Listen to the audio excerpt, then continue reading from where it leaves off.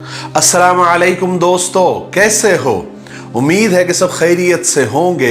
अल्लाह आप लोगों को ऐसे ही खुश रखे। सरकार दो आलम सल्लल्लाहु अलैहि वसल्लम की पूरी जिंदगी पर बनने वाली वीडियो सीरीज जिसका नाम मोहम्मद सबके लिए है सल्लल्लाहु अलैहि वसल्लम, उसका ये 11वां हिस्सा यानी पार्ट 11 है। थोड़ा हम रीकैप कर लेते हैं कि हमने 10वें हिस्से में क्या सुना। हमने 10वें हिस्से में सुना कि मक्का में एक बहुत मालदार और नेक और पाकबाज खातून थी जिनका नाम खदीजा था। उन्होंने अपना तिजारती माल यानी बेचने के लिए माल आप सल्लल्लाहु अलैहि वसल्लम को दिया और आप उस सामान को लेकर मुल्क शाम तिजारत की गर्ज से गए और मुल्क शाम के सरहदी शहर बुसरा में आपने पड़ाव डाला। वहां पर एक सूखे दरख्त के नीचे आप आराम करने के लिए और टेक लगाने के लिए बैठे ही थे कि वो दरख्त हरा हो गया। उसके करीब ही एक गिरजाघर, एक कनीसा था। वहां पर एक बूढ़ा राहिब नस्तुरा रहा करता था।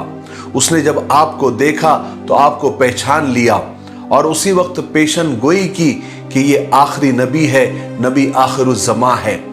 उसके बाद आप सल्लल्लाहु अलैहि वसल्लम ने शाम के बाजार में अपनी ईमानदारी, अमानतदारी, दयानतदारी के वो झंडे गाड़े और ऐसी बेहतरीन अंदाज में आपने तिजारत की, व्यवहार किया, मामलात किए कि लोग दंग रह गए।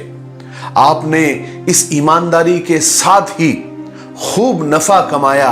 हर साल के मुकाबले में 2 गुना और डबल आपने मुनाफा कमाया, प्रॉफिट कमाया। फिर हजरत खदीजा रजी अल्लाह तआला अन्हा के पास आकर आप सल्लल्लाहु अलैहि वसल्लम ने भी और हजरत खदीजा के जो गुलाम थे मैसरा, उन्होंने भी सारी बातें आकर सुनाई। तो हजरत खदीजा रजी अल्लाह तआला अन्हा के दिल में आपका एहतराम, आपकी इज्जत और बढ़ गई। हमने आपकी सहूलत के लिए 10 वीडियो के हिस्से और पार्ट के वीडियो लिंक नीचे डिस्क्रिप्शन में दिए हुए हैं। आप लोग वहां जाकर उस लिंक पर क्लिक करके आप सारे वीडियो देख सकते हैं। चलिए अब आगे सुनते हैं। हजरत खदीजा ताहिरा रज़ी अल्लाह तआला अन्हा के एक चचाजाद भाई थे जिनका नाम वर्का बिन नौफल था। उन्होंने ईसाई मजहब इख्तियार कर लिया था और वो बहुत बड़े आलिम थे। एक दफा हजरत खदीजा रजी अल्लाह तआला अन्हा अपने चचाजाद भाई के पास मिलने के लिए गई और हुजूर पाक सल्लल्लाहु अलैहि वसल्लम की ये सारी बातें बताई जो उन्होंने मैसरा की ज़बानी सुनी थी और खुद उन्होंने अपनी आंखों से भी वो सब बातें और वो सब मंजर देखा था। वर्का बिन नौफल ने हजरत खदीजा रजी अल्लाह तआला अन्हा की जब ये सारी बातें सुनी तो हैरान हो गए और कहने लगे कि ए खदीजा, अगर तुम्हारी ये बातें सच्ची है तो तुम ये समझ लो कि ये मोहम्मद सल्लल्लाहु अलैहि वसल्लम इस उम्मत के आखिरी नबी है। मुझे मालूम है, मैंने पढ़ा है कि एक नबी अनकरीब आने वाले हैं और सब लोग उनका इंतजार कर रहे हैं। जब वर्का बिन नौफल की बातें हजरत खदीजा रज़ी अल्लाह तआला अन्हा ने सुनी तो हजरत खदीजा के दिल में हुजूर पाक सल्लल्लाहु अलैहि वसल्लम की मोहब्बत और एहतराम और बढ़ गया। अब वो ये आरजू करने लगी कि ये अमानतदार नौजवान उनके शौहर बन जाए, उनके हस्बैंड बन जाए। और ये आरजू इतनी बड़ी कि एक रोज हजरत खदीजा रजी अल्लाह तआला अन्हा ने एक नफीसा नाम की औरत जो उनकी सहेली थी, दोस्त थी, उनको बुलाया और उनसे कहा कि तुम मोहम्मद के पास जाकर सल्लल्लाहु अलैहि वसल्लम मेरा निकाह का पैगाम दे दो। उस औरत ने ऐसा ही किया, हुजूर के पास आई और इधर उधर की बातें करने लगी और बातें करते हुए एक सवाल किया कि ऐ मोहम्मद, तुम शादी क्यों नहीं करते, क्या वजह है? तो हुजूर ने फरमाया कि मेरे पास इतने पैसे कहां हैं कि मैं शादी कर सकूं। तो नफीसा ने कहा कि अगर इसके बगैर ही आपको हुस्न, जमाल, दौलत और इज्जत मिल जाए तो कैसा रहेगा? हुजूर ने फरमाया कि आप इतना घुमा फिरा कर क्यों बात कर रही है, आप बताइए कि वो कौन है? नफीसा ने कहा कि खदीजा। हुजूर ने ताज्जुब से पूछा कि वो मुझसे शादी कैसे कर लेगी, वो कैसे राजी होगी? چونکہ حضرت خدیجہ رضی اللہ تعالیٰ عنہ اپنے حسن جمال، دولت اور پاک بازی کی وجہ سے پورے مکہ میں مشہور تھی۔ مکہ کے بڑے بڑے سرداروں نے اپنے نکاح کے پیغام بھیجے تھے اور سب حضرت خدیجہ سے نکاح کرنا چاہتے تھے، مگر حضرت خدیجہ سب کو انکار کر دیتی تھی، اور حضرت خدیجہ کا انکار پورے مکہ میں مشہور تھا۔ اسی وجہ سے حضور پاک صلی اللہ علیہ وسلم کو یہ خیال ہوا کہ جب وہ ہر ایک کو انکار کر دیتی ہے تو مجھ سے کیسے راضی ہوگی۔ تو نفیسہ نے آپ کی باتوں سے ساری چیزوں کا اندازہ لگا لیا، آپ کے خیال کا اندازہ لگا لیا، آپ کے ارادے کا اندازہ لگا لیا۔ اس کے بعد نفیسہ حضرت خدیجہ کے پاس آئی اور ساری باتیں بتا دی اور کہا کہ محمد راضی ہے صلی اللہ علیہ وسلم۔ اس وقت آپ کی عمر صرف 25 سال تھی۔ آپ اپنی سچائی، امانت داری کی وجہ سے سارے مکہ میں کیا، سارے عرب میں امین یعنی امانت دار کے لقب سے مشہور تھے۔ آپ کبھی بتوں یا شراب کے پاس نہیں جاتے تھے بلکہ ان سے نفرت کرتے تھے۔ حالانکہ اس وقت مکہ میں ہر طرح کی برائیاں پھیلی ہوئی تھی، شر پھیلا ہوا تھا، مگر آپ ان سے دور الگ تھلگ ہی رہا کرتے تھے۔ یہی وجہ تھی کہ ہر چھوٹا بڑا امیر غریب آپ کی عزت کرتا تھا۔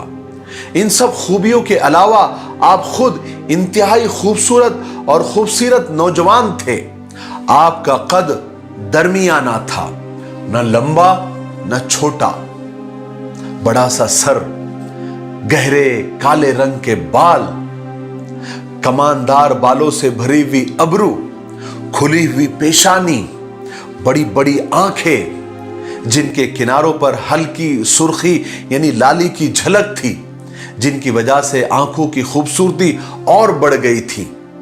سیاہ اور لمبی لمبی پلکیں، ابری ہوئی کھڑی ناک اور خوبصورت ایک جیسے دانت جن میں ہلکے ہلکے گیپ تھے، گھنی اور خوبصورت داڑھی، اونچی گردن، چوڑا سینہ، چوڑے ہاتھ اور چوڑی ہتھیلیاں، بھری بھری ہتھیلیاں اور تلوے اور کھلتا ہوا گندمی رنگ۔ آپ تیز اور جمے ہوئے قدموں سے چلتے تھے اور جسم مبارک آگے کی طرف جھکا ہوا رہتا تھا۔ آپ کے چہرے پر ایسی نرمی اور ملائمت رہتی تھی جو ہر دیکھنے والے کو اپنی طرف کھینچ لیتی تھی۔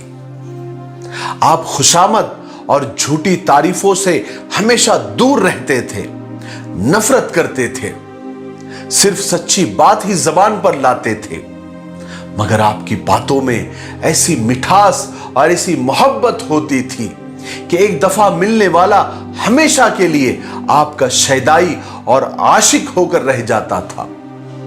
اسی کے ساتھ آپ کے نگاہوں میں سچائی اور بزرگی کی ایسی عظمت ہوتی تھی جو بڑے بڑے سرکشوں کو مرعوب کر دیتی تھی۔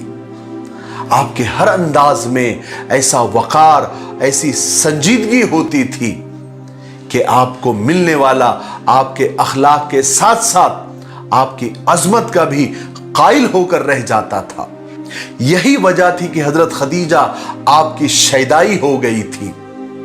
یہی وہ خدیجہ تھی جس سے بڑے بڑے قریش کے سرداروں نے شادی کرنی چاہی تھی، نکاح کے پیغام بھیجے تھے، مگر وہ صاف انکار کر دیتی تھی۔ اس کا انکار تو سارے مکہ میں کیا سارے عرب میں مشہور تھا، مگر اب وہی خدیجہ حضور کو خود اپنا رشتہ بھجوا رہی تھی۔ بہرحال جب رشتے کی بات پکی ہو گئی، دن تاریخ پکی ہو گئی، تو حضور پاک صلی اللہ علیہ وسلم اس طے وقت پر اپنے چچاؤں کے ساتھ حضرت خدیجہ کے گھر تشریف لے گئے۔ چچا ابو طالب نے نکاح پڑھایا اور اس طریقے سے قریش کی یہ خدیجہ طاہرہ اب قریش کی ہی امین سے بیاہی گئی، یعنی آپ کی شادی حضور پاک صلی اللہ علیہ وسلم سے ہو گئی۔ یہ نکاح ملک شام کے سفر کے 2 مہینے 25 دن کے بعد ہوا۔ نکاح کے وقت آپ کی عمر 25 سال کی تھی اور حضرت خدیجہ کی عمر 40 سال تھی، اور مہر میں 20 ऊंट तय हुए और एक दूसरी रिवायत के मुताबिक महर 12.5 औकिया तय हुई। एक औकिया 40 दिरहम का होता था, यानी 500 दिरहम महर तय हुआ। अब तक हुजूर पाक सल्लल्लाहु अलैहि वसल्लम चचा अबू तालिब के ही घर में रहते थे, मगर निकाह के बाद आप सल्लल्लाहु अलैहि वसल्लम वही यानी हजरत खदीजा रजी अल्लाह तआला अन्हा के घर में रहने लग गए। शादी के बाद हजरत खदीजा रजी अल्लाह तआला अन्हा की जिंदगी का सबसे बड़ा मकसद यही था कि आप सल्लल्लाहु अलैहि वसल्लम खुश रहे और आराम से रहे। चूंकि हुजूर पाक सल्लल्लाहु अलैहि वसल्लम को तन्हाई और सुकून पसंद था, ऐसी जगह जहां शोर और हंगामा ना हो, चिल्ला पुकार ना हो, तो हजरत खदीजा रजी अल्लाह तआला अन्हा अपनी ताकत भर इस बात का ख्याल रखती थी और कोशिश करती थी कि हुजूर पाक सल्लल्लाहु अलैहि वसल्लम को कोई भी और किसी भी किस्म की कोई तकलीफ ना हो। और हजरत खदीजा रजी अल्लाह तआला अन्हा ने एक बहुत बड़ा काम किया कि अपनी सारी माल और दौलत हुजूर के कदमों में डाल दी, यानी हुजूर पाक सल्लल्लाहु अलैहि वसल्लम को अपना सारा माल और जायदाद और दौलत वक्फ कर दिया। मगर हुजूर पाक सल्लल्लाहु अलैहि वसल्लम ने कभी हजरत खदीजा रजी अल्लाह तआला अन्हा के माल पर नजर नहीं रखी, ना ही कभी उसे इस्तेमाल किया, बल्कि आपने ये किया कि अब तक सारी मेहनत और सारा कारोबार हजरत खदीजा किया करती थी, शादी के बाद आप भी उस कारोबार में हाथ बटाने लगे, बल्कि सारा इंतजाम आपने संभाल लिया और आपने अमानतदारी, दयानतदारी, ईमानदारी के साथ ऐसा कारोबार किया, ऐसा व्यवहार किया, ऐसे मामलात किए कि उस कारोबार में खूब बरकत होने लगी और प्रॉफिट और नफा कई गुना बढ़ गया। और हुजूर पाक सल्लल्लाहु अलैहि वसल्लम हजरत खदीजा के साथ बहुत अच्छा मामला किया करते थे। आप हजरत खदीजा के पूरे हुकूक अदा किया करते थे। हालांकि आपको तन्हाई पसंद थी, लेकिन आप वक्त निकालकर अपनी चहीती बीवी हजरत खदीजा के पास आकर बैठते थे, वक्त देते थे, उनके साथ वक्त गुजारते थे, उनसे बातें करते थे, हल्की फुल्की हंसी मजाक भी किया करते थे और कारोबार के बारे में राय मशवरा भी किया करते थे और हजरत खदीजा को यानी अपनी बीवी को बहुत अहमियत देते थे, बहुत इज्जत देते थे। अगरचे उस वक्त सारे अरब में बुत परस्ती फैली हुई थी, खास करके बैतुल्लाह में सैकड़ों बुत रखे हुए थे, लेकिन इतनी सारी बुत परस्ती के बावजूद अरबों में बैतुल्लाह की यानी काबे की इज्जत आज भी बहुत ज्यादा थी। वो काबे की बहुत ज्यादा इज्जत करते थे, अल्लाह का घर समझते थे, उसका तवाफ करते थे। बैतुल्लाह हजरत इब्राहिम अलैहिस्सलाम ने तामीर किया था, यानी उसको बनाया था, जैसे हमने पिछले वीडियो में उसकी सारी तफसील आपको बताई थी। काबा को बनाए हुए अब हजारों साल बीत गए थे और इतना बड़ा वक्त गुजरने की वजह से काबे की दीवारें बहुत ज्यादा खराब और कमजोर हो गई थी।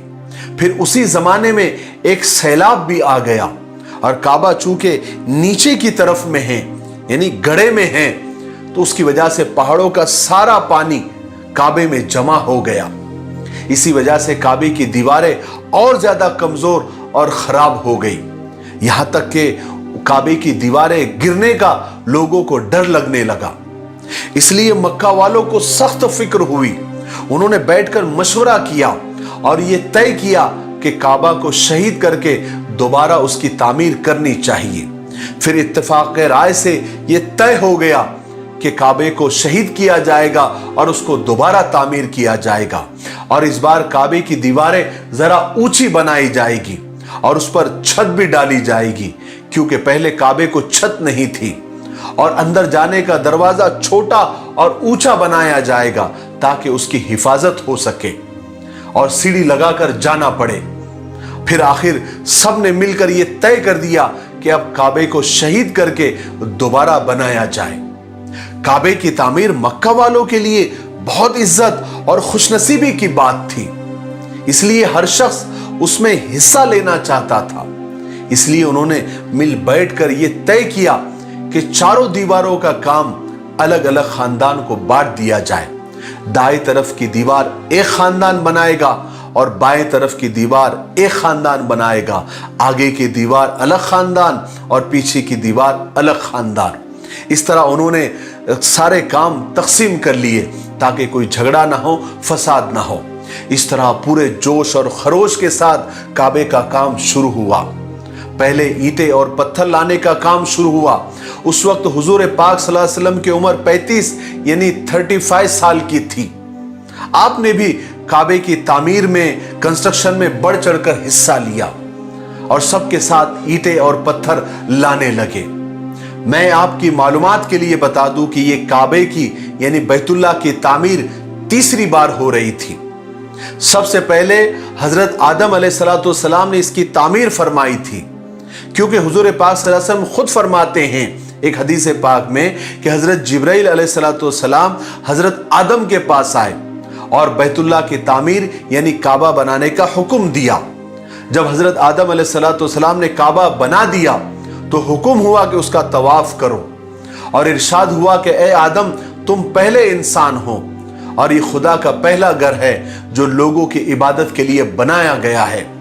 फिर हजरत आदम अलैहिस्सलाम के बाद नूह अलैहिस्सलाम के जमाने में तूफान आया, पानी का तूफान आया, तो बैतुल्लाह का नामो निशान भी बाकी नहीं रहा। फिर हजरत इब्राहिम अलैहिस्सलाम के जमाने में दोबारा बैतुल्लाह की तामीर का हुक्म हुआ। चूंकि नामो निशान बाकी नहीं था, इसलिए हजरत जिब्राइल अलैहिस्सलाम ने खुद आकर वो निशानात बताए और हजरत इब्राहिम और हजरत इस्माइल अलैहिस्सलाम ने काबे की दोबारा तामीर की, जिसका किस्सा हमने इसी सीरीज के पहले वीडियो में तफसील से सुन लिया। अब ये जो तामीर हो रही थी, ये तीसरी बार थी जब काबे की तामीर हो रही थी, उसका कंस्ट्रक्शन हो रहा था। और ये जान लो कि ये आप सल्लल्लाहु अलैहि वसल्लम की उम्र इस वक्त 35 साल की थी, 35 इयर्स की थी। ठीक है, आज के लिए इतना काफी है, इसलिए हम यहीं पर रुक जाते हैं क्योंकि वीडियो काफी लंबा हो रहा है। हम आने वाले 12वें हिस्से में आपको बताएंगे कि काबे की तामीर के वक्त क्या क्या मसाइल पेश आए, क्योंकि कोई काबा शहीद करने को तैयार ही नहीं था। फिर उसके बाद जैसे तैसे शहीद करके काबे की तामीर हुई। फिर उसके बाद हजर अस्वद रखने का मसला आया, एक बहुत बड़ा झगड़ा हुआ। फिर उसमें आप सल्लल्लाहु अलैहि वसल्लम ने कितना बड़ा रोल अदा किया, ये भी हम आपको 12वें हिस्से में इंशाअल्लाह तफसील से बताएंगे। तब तक थोड़ा इंतजार करें और आप अपने वादे पर कायम रहें। इन सीरीज के वीडियो को मोहम्मद सब के लिए सल्लल्लाहु अलैहि वसल्लम, इन वीडियोस को आप ज्यादा से ज्यादा शेयर करें, खास करके नौजवानों में, ताकि वो आप सल्लल्लाहु अलैहि वसल्लम की जिंदगी को और आप सल्लल्लाहु अलैहि वसल्लम को करीब से जाने। ये आपके लिए सदक़े जारिया होगा। मुझे उम्मीद है कि आप ऐसा कर रहे हैं और आइंदा भी आप ऐसा करेंगे। ठीक है, मेरे लिए, पूरी उम्मत के लिए और पूरी इंसानियत के लिए खैर और भलाई की दुआ करते रहें। अस्सलामु अलैकुम व रहमतुल्लाहि व बरकातुहू।